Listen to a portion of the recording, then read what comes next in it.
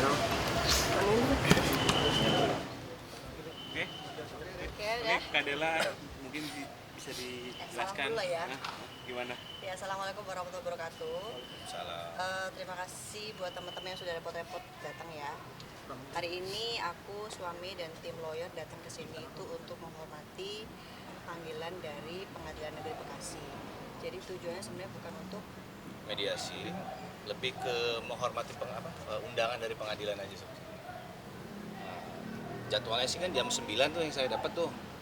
Tapi sekarang udah hampir jam 11 belum mulai juga. Jadi dalam keadaan Gak usah rekam-rekam kamu. Males terpaksa banget juga saya harus pulang ya, karena kan saya juga punya Males banget. kepentingan pekerjaan yang lain, terus istri juga punya kepentingan pekerjaan lain. Jadi selanjutnya nanti saya serahkan sama pengacara saya aja untuk gimana ya di dalam nanti. Dalam arti kecewa nggak sih ini pagi-pagi sudah semangat dengan niat ada itikat baik untuk hadir juga di dalam mediasi ini, tapi malah kita dibuat seperti kayak orang menunggu. Oh, tujuannya kita sih bukan untuk mediasi ya. Jadi sekali lagi aku dan suami dan tim lawyer datang bukan untuk mediasi, tapi hanya untuk menghormati panggilan dari Pengadilan Negeri Bekasi. Jadi nggak kecewa juga. Artinya tidak mau ada perdamaian dengan pihak sebelah. Karena gini, kalau perdamaian kan berarti kan kami ada ketakutan atau ada kesalahan kan. Jadi biarkan pengadilan memutuskan siapa yang salah, siapa yang benar gitu. Biar aja lanjut sampai mana sih. Tapi Kak Dela sendiri mungkin menyiapkan bukti-bukti kuat gitu. Nah kalau itu biar lawyer aja deh yang ngomong deh. Nah biar kami kasih kesempatan buat lawyer yang ngomong kan. Terima kasih rekan-rekan media. Yang pertama yang ingin Kang kami majuan dikit Bang. ingin kami sampaikan, alhamdulillah kami bawa berita acara sumpah tanggal 6 Mei kemarin. Karena pada tanggal 6 Mei kemarin kuasa Kemil ini tidak bawa berita acara sumpah. Lihat Tapi di kami- infotainmentnya aja, Pak. Tapi kami Lihat tidak di infotainmentnya aja, kan kami juga kayak gitu. ya baik. Tapi kami tidak protes ya. Karena Kemil datang ke pengadilan sama kuasanya, walaupun gak bawa bas, kami tetap ladeni. Yang kedua, ini 6 Mei kemarin itu bukan sidang mediasi. Banyak beredar di media bahwa itu adalah sidang mediasi. Padahal itu adalah sidang perdana, bukan sidang mediasi. Dan banyak beredar di media tuh Dela mangkir. Mangkir ini kan ketidakhadiran tanpa alasan yang sah. Sedangkan 6 Mei kemarin Dela ini sudah diwakilkan oleh kuasa hukumnya berdasarkan surat kuasa yang tertulis jelas bertindak sah untuk dan atas nama Dela Puspita gitu.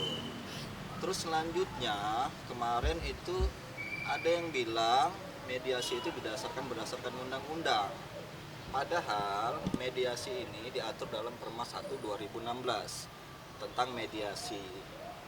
Nah, mediasi itu dapat dilakukan secara visual komunikasi jarak jauh, di mana itu juga dianggap sebagai kehadiran langsung.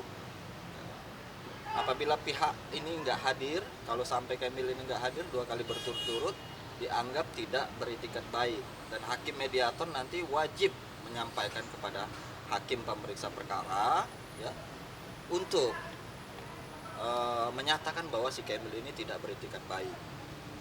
Tuh. Terus yang kedua, kita masih mempertanyakan pihak yang nyata-nyata memiliki hak atas objek sengketa itu yang tidak masuk di dalam gugatan ya, berupa leasing. Kalau leasingnya tidak hadir dalam mediasi, artinya mediasi nanti tidak dapat dilaksanakan. Dan hakim mediator wajib lagi melaporkan pada hakim pemeriksa perkara bahwa mediasi tidak dapat dilaksanakan. Seperti itu. Untuk agenda selanjutnya kita nanti pembacaan gugatan, kalau ada perubahan gugatan, terus nanti jawaban ini kami tidak bisa berkomentar lebih lanjut. Nanti setelah jawaban kami akan berkomentar lebih lanjut karena masuk materi pokok perkara. Yang pasti kami yakin bahwa gugatan si Kemil ini ya nantinya akan ditolak atau setidaknya tidak diterima oleh pengadilan dengan alasan hukum yang kuat. Terima kasih rekan media. Oke, di sisi lain selain agenda hari ini juga ada info bahwa laporan kakak terakhirnya Aceh sudah menjadi PSK seperti apa nih kak? Saya jawab Ya, lawyer aja yang jawab lah. Ntar kalau gue yang jawab, nanti ini lagi diserangnya secara personal. Padahal males gue. Kita objektif aja ya, secara kitab undang-undang hukum acara pidana, seseorang ditetapkan tersangka itu berarti telah cukup buktinya bahwa diduga telah melakukan Kamera, Bang. tindakan penipuan dan penggelapan. Sudah cukup bukti. Perkapan mungkin Untuk ditangkapnya? Informasi itu kemarin, dan informasinya ini bahwa si PA ini sedang dibantarkan di Rumah Sakit Polri Kramat Jati karena ada alasan sakit yang menular seperti itu. Kalau pada piala sendiri lagi jadi gimana udah? Agak lah adil. Ya yang pasti aku alhamdulillah bersyukur. Karena ini kan sebagai pembuktian bahwa memang betul apa yang aku sampaikan selama ini, bahwa aku merasa dibohongin sama mantan temen aku ya. Itu memang sudah paling enggak dari sisi kepolisian sudah terbukti bahwa memang dia melakukan hal itu. Tinggal kita tunggu aja apakah nanti berapa lama nih, kepengennya aku penasaran banget, kepengen tahu sih berapa lama Aca ini bisa mendapatkan hukuman yang setimpal dari segala macam perbuatannya, karena akibat dari perbuatannya ini kan berentet kemana-mana tuh ya kan, yang seharusnya hal-hal yang tidak perlu terjadi dan diberitakan secara berlebihan sama orang yang tidak bertanggung jawab itu kan jadi kayak diolah-olah gitu kan. Jadi pengennya aku cepet divonis, Acanya udah selesai, aku bisa hidup tenang, bisa nggak kayak gini-gini kan capek juga loh muncul berita di infotainment. Sekali lagi kita bukan artis infotainment ya.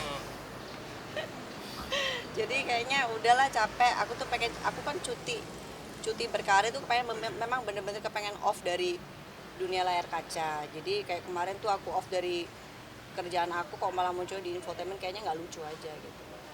Berarti kadernya untuk hari ini udah benar-benar ketemu, apa maksudnya untuk nggak langsung ketemu nanti dengan pihak lawan gitu?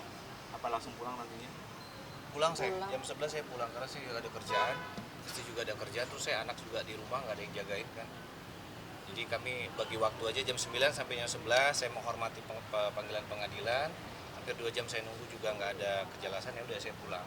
Jadi mediasi itu di pasal 6 ayat 2/1 2016, mediasi dengan visual jarak jauh itu dapat dianggap sebagai kehadiran langsung. Seperti itu. Mbak Dela, kan ini kan awalnya kasus umroh gitu, Mbak Dela sendiri ketipu tapi pada akhirnya Mbak sendiri yang digugat, itu gimana mungkin Mbak Dela menyangka? Tanya sama dia nih yang suka ngomongin gua nih Enggak sih, orangnya tuh. sebetulnya gini, kalau Tanya saya, sama dia saya tuh. 2 hari lalu baca berita ya. Apa lu senyum-senyum sekarang? Enggak, saya Males. baca berita. Jadi lawyernya si DM kawan berani. itu Kapolri aja digugat. Nah, Kapolri aja digugat, apalagi cuma saya sama Dela ya. Pas saya, oh ya udahlah gitu. Dan anehnya untuk di kasus perdata ini dia sebagai pembela Kemil dan penggugat Aca. Tapi kemarin di Polres Bekasi dia sebagai pembela Aca. Dia hadir informasinya, tapi saya nggak tahu pastinya ya. Dia bilang dia kuasa hukumnya Aca. Artinya saya di sini bertanya-tanya dalam diri saya pribadi. Di pengadilan perdata dia menggugat Aca, tapi di Polres Bekasi dia ngebela Aca. Nah ini saya nggak paham nih maksud tujuannya apa seperti apa. Tapi betul atau tidaknya itu tanyakan sendiri sama siapa bapak itu namanya saya juga lupa. Nah sama dia lah pokoknya kan. Nah, jadi apa maksud tujuan maunya dia? Di sini dia ngebela Kemil, ngegugat Aca, tapi di sana dia ngebela Aca. Nah ini saya tanda tanya nih, apa sih sebetulnya? Nah, kurang lebih ya kalau saya secara pribadi sih saya ikuti aja lah mana prosesnya kan. Toh di sini saya dirugikan, ya saya ditipu. Kemudian kalau saya ini digugat ya nggak apa-apa lah, namanya orang mungkin lagi ada butuh apa kan dia mau gugat silakan aja kan. Toh kita juga punya teman-teman lawyer juga. Gitu. Apakah berarti abang menduga ada permainan dua kaki berarti ya bang ya? Oh ya pasti dia pasti punya 2 kaki, karena kalau dia punya 1 kaki lompat-lompat dia kan. Maksudnya itu melanggar kode etik. Nah kalau Atau kode gimana etik sih? itu saya belum tahu sih.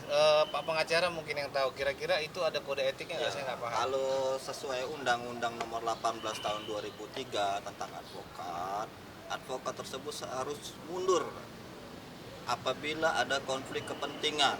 Di satu sisi dia menggugat, di satu sisi dia membela. Secara normatifnya seperti itu. Itu adalah kode etik advokat. Kecuali kalau kasusnya berbeda ya. Ini kan kasusnya nyambung nih. Acak nipu gue, dia ngasih mobil Kemil gitu kan. Tiba-tiba si Kemil ngegugat gue. Nah ini nih agak tanda tanya yang ya silakan masyarakat berpikir lah ya. Apa maksud dan tujuannya gitu. Tapi udah sempat bertemu dengan pihak Kemil sendiri. Saya nggak pengen ketemu, Pak.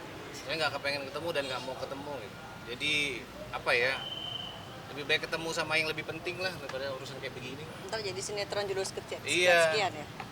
Bang Arman dan Judulnya. Pak Dela, ini sebelumnya pihak penggugat kan selalu menggemborkan perihal kenapa mobilnya nggak langsung dipulangin malah dititipkan ke Polres Bekasi. Mungkin klarifikasi seperti apa sih? Ya kenapa Dan dia nggak mau nasib lapor Bang Syul? polisi awalnya?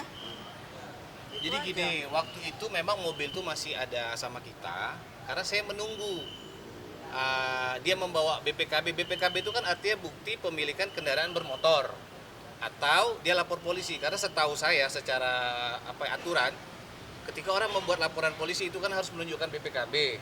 Andai pun dia tidak mampu menunjukkan BPKB, dia membuktikan surat dari leasing. Nah, pada saat dia minta mobil ke saya, dia nggak bisa lapor polisi dan dia juga tidak bisa menunjukkan BPKB.